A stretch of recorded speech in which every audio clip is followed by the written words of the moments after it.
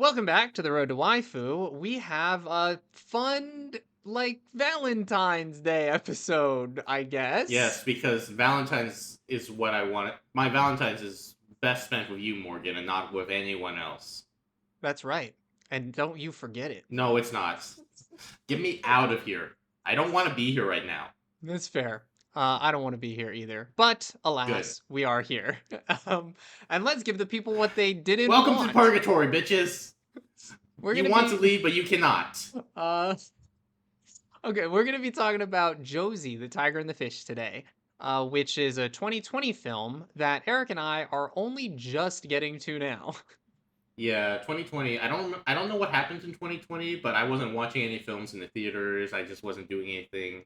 It's Feels like a my mind was a complete blur. it's I like a don't know. haze. Yeah, I'm not sure I could quite place it either. I don't know what was going on. Mhm. But Eric and I have now seen the film, and I guess we'll just start with overall like or dislike. And I'll frame this as because we all know that Eric doesn't rate movies, but I guess we'll do this pass fail. Would you recommend or not recommend this movie? Oh yeah, I'd recommend it. It's an adorable movie. It's well worth your time. Yeah, agreed. I definitely highly recommend. I actually think it's a little bit underrated, um, for I'm various honestly reasons. what it's a solid movie. I'm surprised I haven't ever heard of it until you were like, "Hey, we need to do something. Let's It's do Josie." it's also I feel like it's a pretty apt Valentine's theme movie because it's a relationship movie. It's a slice of life relationship anime movie. If you haven't seen it, this is your It's on spoiler Crunchyroll. warning. It's on Crunchyroll too, so you can go watch it. Stop the video, leave, never come back, Is it or on come back. Crunchyroll? It's on Crunchyroll. I watched it on Crunchyroll. Oh, sweet. Okay. So there you go. If you have Crunchyroll, watch it there. We support supporting art on this channel, so watch it on the official channels. But also, we've also been broke. So if you do not, we will not tell you. We will not tell you to absolutely go on the official. We're We not will here to not tell you what tell to on do. you. Okay, cool. So now that we have the spoiler out of the way and we have our obligatory support art statement out there, Or don't. um, what are some highlights of the movie that stuck out for you? It is very unique in that the main love interest is disabled and it's treated in a very respectful way. Yeah, I did not at any point feel like it was more a fact of life that Josie is disabled and not like the Boohoo. highlight of the film. Like Yeah, it's not she is disabled, but it's not like, oh, we had to save her because she's disabled. Well, right. maybe initially, but then it's like, hey, if a disabled girl is pushed down a hill and can't be stopped, of course you're gonna try to catch her, maybe. I Not necessarily like I would hope catching so. her only because she was disabled. I think in this particular situation, if Josie had tumbled down the hill, Suneo would have caught her regardless of her disability. I do like that scene at the beginning when Suneo first encounters Josie, and the first thing that she accuses him of is being a pervert. Which I I think, mean, fair. but I think that that's When you catch someone following you, your first thought is not necessarily where your hands are. It's more just, can we keep this person from smacking into the pavement and leaving us trail? I also like I don't know how anybody else interpreted it, but I didn't think that it was at all in that vein. Like you don't I mean like it's a kid-friendly movie, so it's not going to be gratuitous in that sense, but like it looked like his hands were in totally kosher places. Like it didn't look like he did anything inappropriate. Right, but it's just a funny moment. What I liked about it though is it sort of it immediately shows you Josie's personality and that even though she has a disability, she's not this sort of meek, hobbled individual. She is very strong of will, that and that just showed in that moment. I thought like you Yeah, don't so really like think it out. which is a good point because like when you get to later in the movie where Tsuneo gets injured, then he becomes your sort of media stereotype of, oh, this person has been disabled or injured, now they're just a shell of themselves. Right. Right. But it's done so wonderfully because you kind of get why he ends up like that. And like, at least for me, and we're jumping ahead here, but there's no particular It's way that we're spoiler. doing It's this. spoiler. We already did a warning. It doesn't matter. Nothing matters. Nothing Everything is matters. made up. What I resonated with Tsuneo about is you can totally understand his internal struggle, because he's struggling with the fact that he might not recover, and the fact that he has goals, dreams, and aspirations. He's still very young, and he's also struggling with the fact that he could very easily in that moment blame Josie, and I actually think you see a little bit of him struggling with that. You know what I Mhm. mean? Like, Yeah. it's not a classic of like, "Oh, no, obviously I don't blame you." Like, you kinda see a little bit that he's like, "I think I maybe blame you a little bit." He doesn't blame her outwardly, but you can definitely see the sort of tension. Yeah, and I really liked that about it, because it just so beautifully encompasses how much we as humans grapple with all the different things that we feel. Because, like, is he justified in blaming her a little bit? Like, I mean, kind of, a little Yeah, bit, kind kind of. of, Yeah, yeah, you know? absolutely.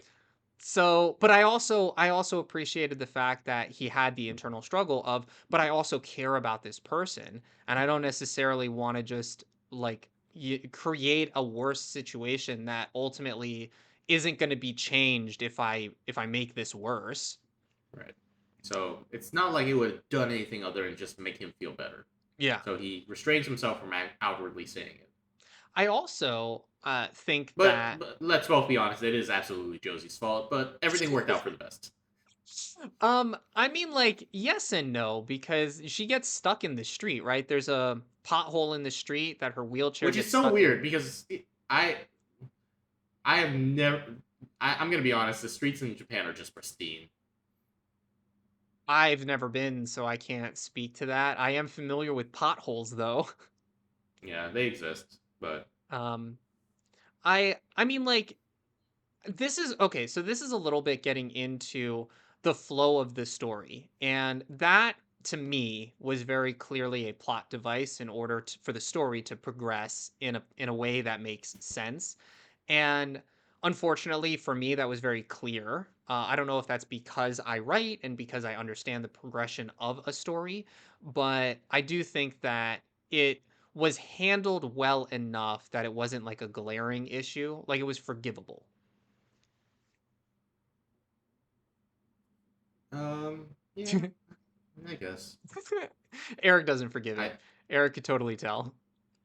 It's a yeah, that's clunky fine. aspect of the movie, and which is a fair I think criticism. that may be a sort of result of the adaptation. So I did a little bit of research. I didn't end up watching them, but there are some. So there are some differences between this version and the other version that released. Wait, So just to give a little bit of context, this is all news to uh, me. Wait, what are you talking about? it so in 1984. So this is based off of actually based off of a short story in 1984 by author Seiko Tanabe. First, it was published in June of 1984, issue of Monthly Kadokawa, and it was released in English in March of 2022. So after the anime actually released. Interesting. There's also a manga adaptation serialized in Da Vinci from February to November of 2020, which was also released in 2022 as a single volume. So you can also read the manga. Okay.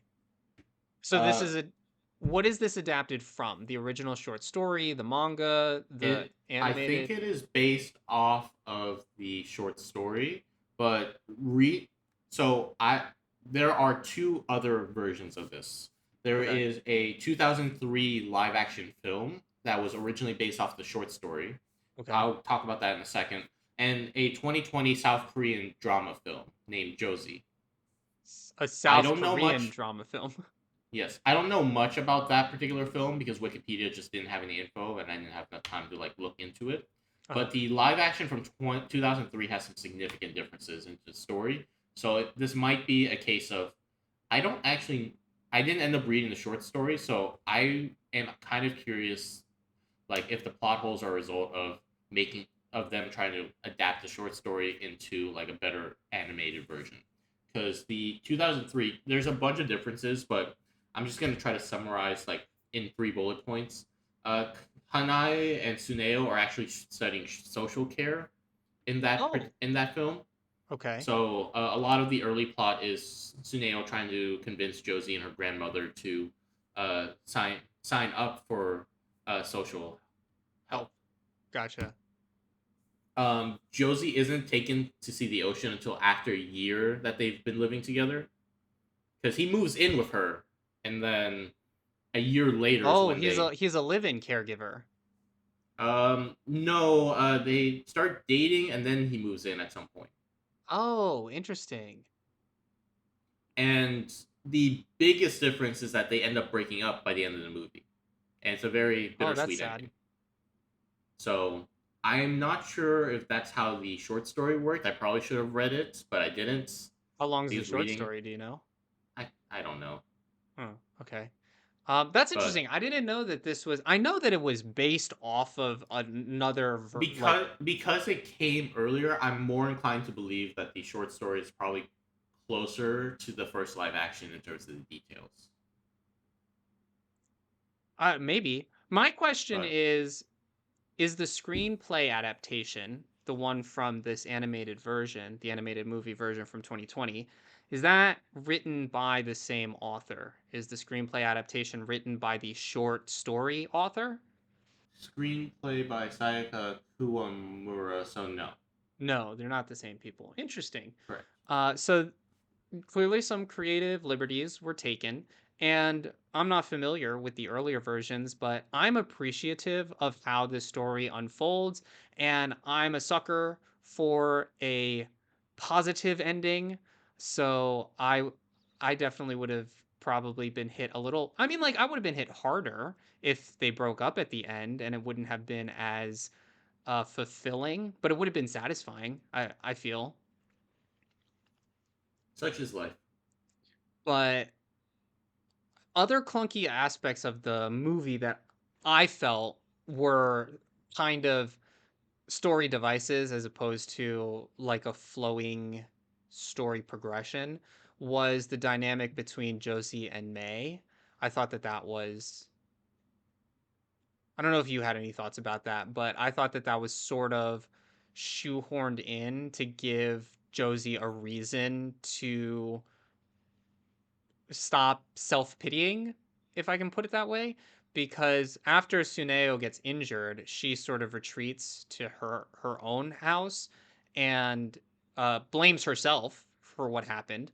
Um, and she doesn't get sort of um, called to action until like May is like busting down her door.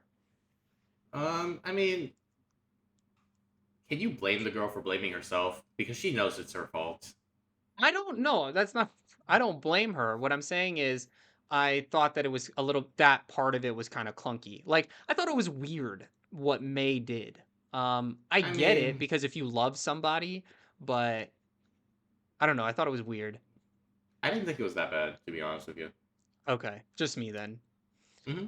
I think it served the story because obviously It did. without that we don't get Josie going and supporting Suneo during his recovery, and then there's the possible argument you can make that he wouldn't have made a full recovery if Josie wasn't supporting him.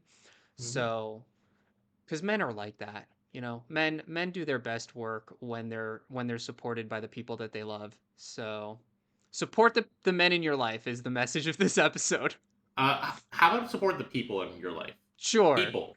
sure. Eric's Do gonna you, all check right. me on that. If you've already brought it up, do you want to talk about the controversy? Oh, Really okay, yeah, sure. stupid controversy, since it kind of relates to that statement that you Eric. just made. So, okay, if you're not familiar, Uh, this movie did drum up some controversy, and I have some thoughts on it. I don't necessarily totally disagree with Eric's point. Yeah, support everybody in your life, but this controversy is interesting to me. So after the movie comes out, there are essentially two camps of people arise. There are the people who resonate with Suneo, and then there are the people who like defend Josie. So the people who resonate with Suneo are primarily men, And the reason that they resonated with Tsuneyo's character, from what I could glean, is that they sort of envied the fact that he had someone that was so supportive in his life. They talked about in various comments on Instagram and on X and on Reddit and all these other forums about how they wished that they could have someone like that in their life that they could care for and similarly would support them in return. The people in the Josee camp, the people who were defending Josee, were primarily female. And the only reason I point that out is because I think it's important to the dynamic of this controversy. So they defend Josee, basically accusing the people who resonated with Tsuneyo of having savior complexes, and that like Tsuneyo only did what he did for Josee because Josee was disabled, and they accused them of having these like control this like need for control, and Josee was a very easy person that he could control because she was disabled. He would be able to essentially control her life. Like that was the argument. And I'll be the person to say that I can see both sides of the argument, but I have a bias as a male. That's what I would say about this controversy. Eric Guys, guys, disagrees. guys, guys, guys, guys, guys.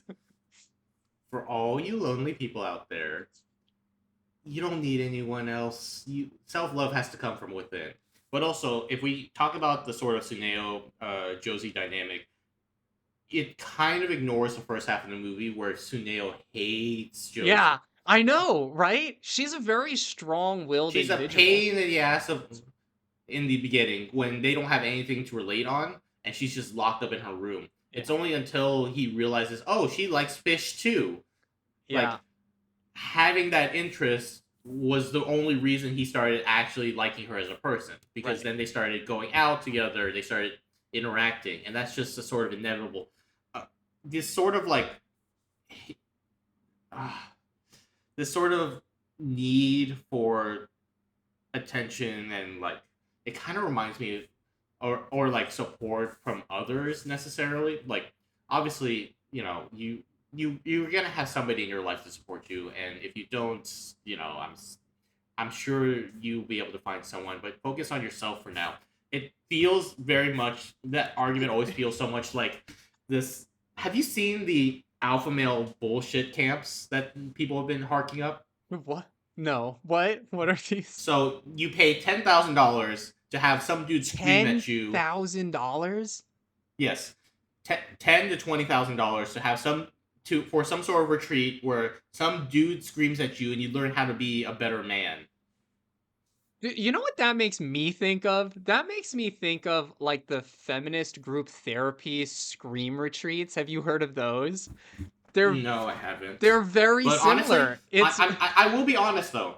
Like sometimes you do need to scream to just get some of the emotions out. But you don't need to pay $10,000 for that. You can just I go onto agree. the street and look like every other crazy person screaming for free. I But I I I'm gonna be agree. honest. I'll send you a clip later if you want to see Morgan. But it's like it. I consider myself an ally of the LGBT community. Just to preface this Sure. statement, it's the gayest shit ever. I I I had to say that first because I'm going to be honest. This alpha male bullshit. I'm not about it. hey man, These dudes are like huddled up and crying together, like half naked, and it's like, guys, don't do that. if you want to do that, at least do gay porn, because at least gay porn will pay you to do that. Here, you're losing money to hug other men. Like it's Yeah. okay, guys. It's true. That's wild. I had never heard of that. It does make me think of these scream retreats that are like women only scream retreats, which is similar because you pay this hefty sum of thousands of dollars to scream in the woods somewhere, and I'm just like, this is that's wild though. That's wild.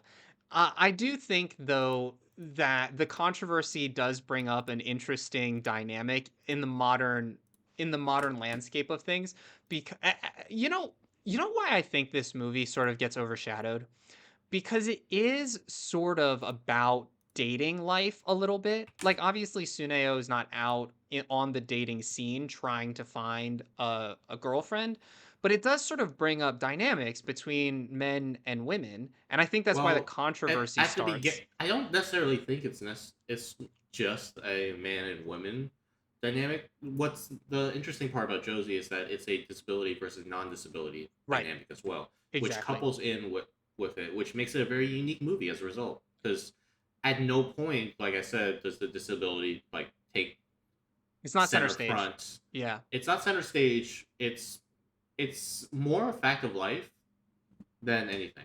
I actually found myself several times throughout the movie forgetting a little bit that she's disabled. Like, I mean, you always see her in a wheelchair, so I'm not saying Right, but it's like it's not the totally. main. But like we've been saying, it's not the main focus. Like, yes, she's disabled, but it's not that he cares about her because she's disabled. He cares about her because they get along. I do also like how real it is in the sense that, like, when he's taking her out places, there's that one scene when they go to the train station and he gets a phone call or something and he steps away and she has Mhm, difficulty buying a ticket for the mhm. train. And she even tries asking for help and people aren't willing to help her. And that creates. You see her have to struggle with this, and ultimately she decides that it's too much because when Suneo comes back, she's like, "I want to go home," and he's like, What happened?" And he wasn't Yeah, there, so he doesn't know. So I think it's a very real movie in a lot of ways, but it's palatable. yeah. It doesn't. It's not in your face about it. Yeah, which I think is very successful, a very Mhm. successful mechanism for the movie, which there's a lot of good media. I'm not going to say that there's not good media, but I actually think that this is one of the better ones. It's framed much better cuz I've talked for a long time about how you can do a lot of things. Like you can have a female lead, which this movie kind of has, and as long as you're not like strong female lead, yeah, as long as you're not like that, you can be successful in it. You know what I mean? Where it's more in the background and it's Because more because here's the thing. If you end up when you create a strong female character, like I think Josie is a strong female character, but she also has absolutely. weaknesses.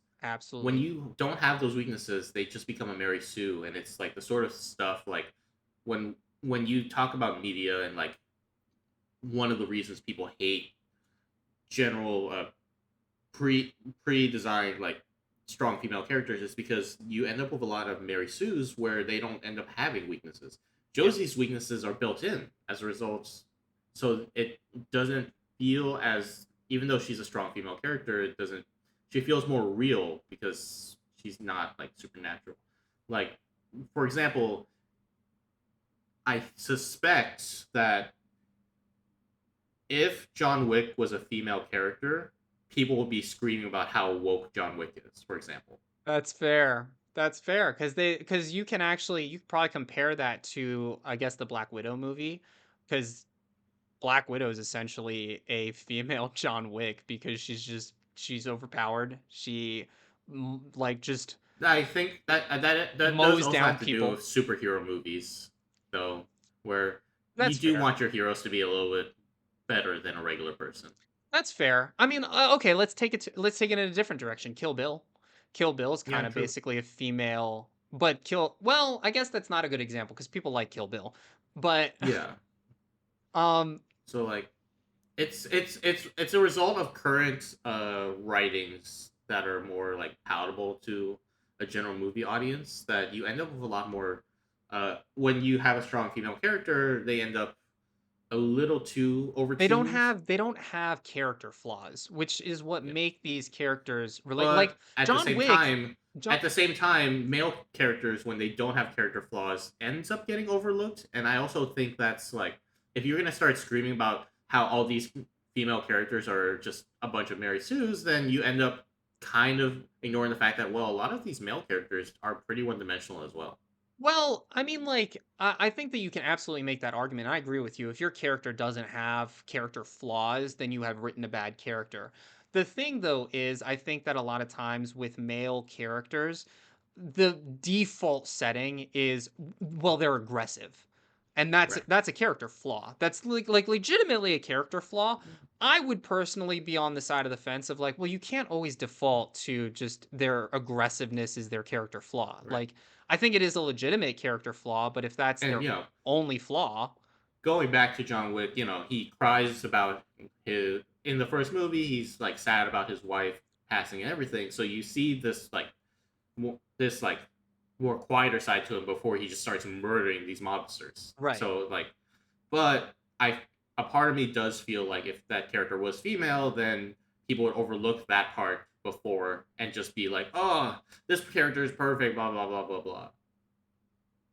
Yeah, I mean, I can't think of a good comparison, so I'm not sure I know how to evaluate that. I Mhm. am inclined to to side with you, but I So like, also for example, let's say James Bond, total Mary Sue.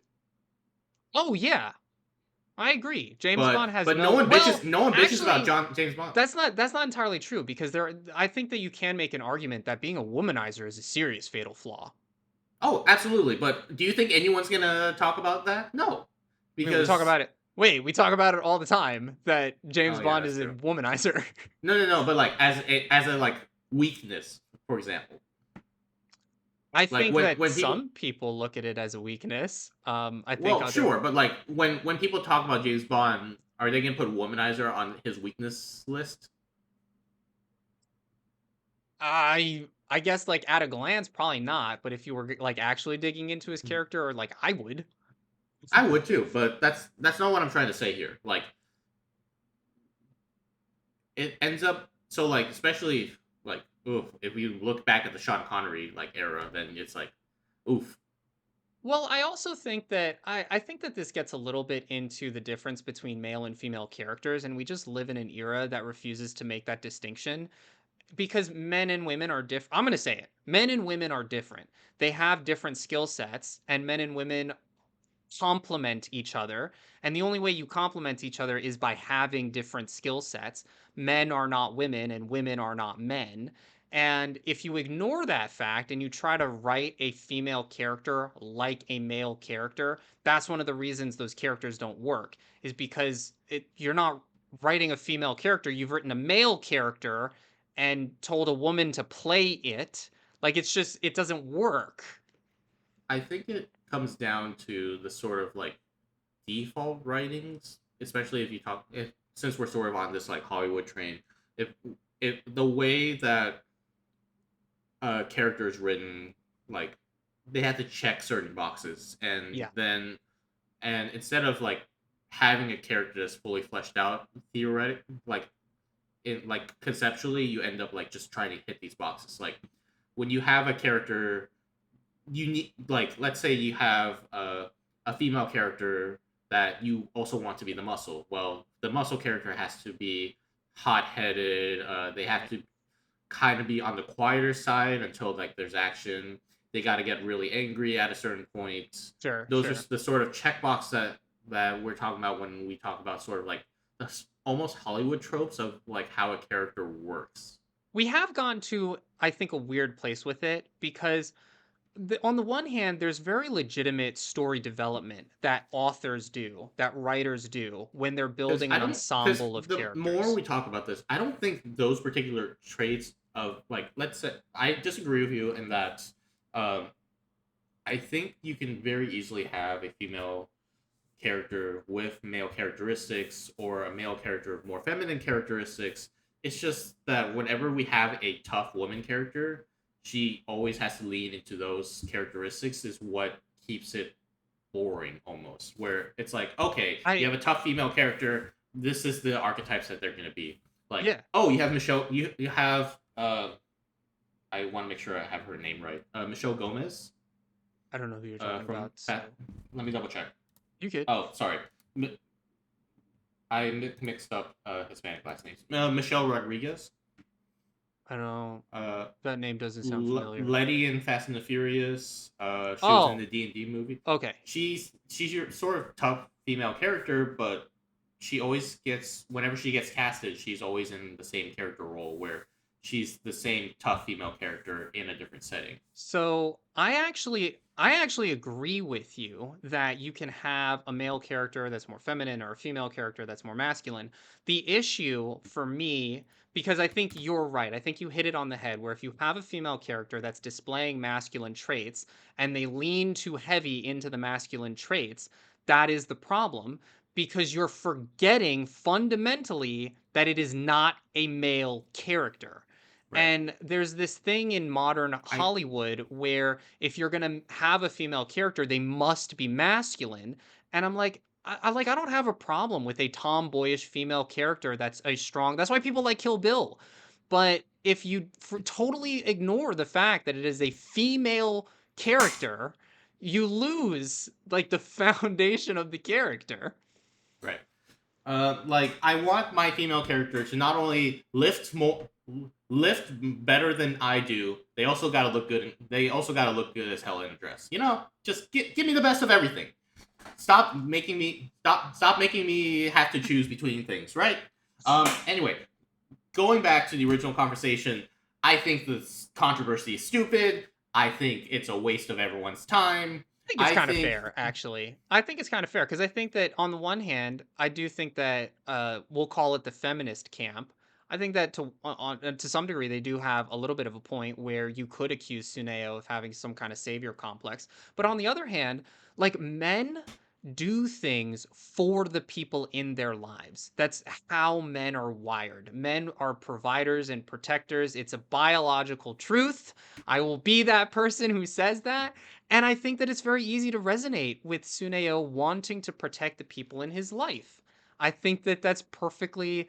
So, like, I get it. I get the controversy. I don't know that I come firmly on one side or the other. I'm biased because I'm male, but I get it. I don't know that it's. I won't say it's stupid, but I think both sides are stupid. let us know what you think. Do you come down Oh, on? we're gonna get hate. Get in the comments. Hate on us. Hey man, we're ready. I want Dislike. keyboard Dislike. warrior. Uh, it's fine. Whatever. But yeah, I overall, like we said at the beginning, I would recommend this movie. I think it's a great movie. It's have a box of tissues, I guess. Like it's sad. It's It good. gets sad in the middle there. Mm-hmm. But yeah. Okay. Do you have any But yeah. closing? Oh, I do have a closing thought, which is I know that this lends itself to this particular kind of movie, but the credits montage and the end credit scene, Oh yeah, it's great.